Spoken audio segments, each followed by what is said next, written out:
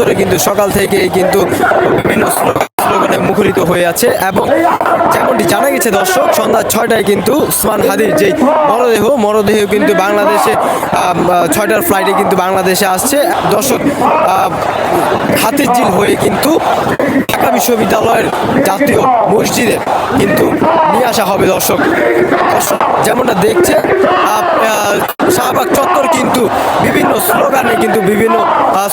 স্লোগানে কিন্তু একটি উত্তেজিত বিরাজ করছে দর্শক যেমনটি দেখছেন যে তারা কিন্তু বিভিন্ন স্লোগান দিচ্ছেন।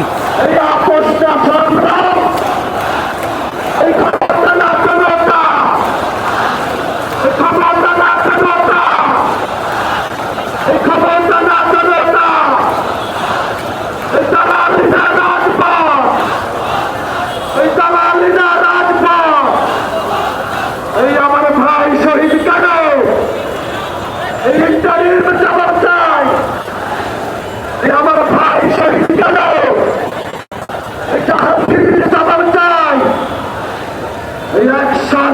Action!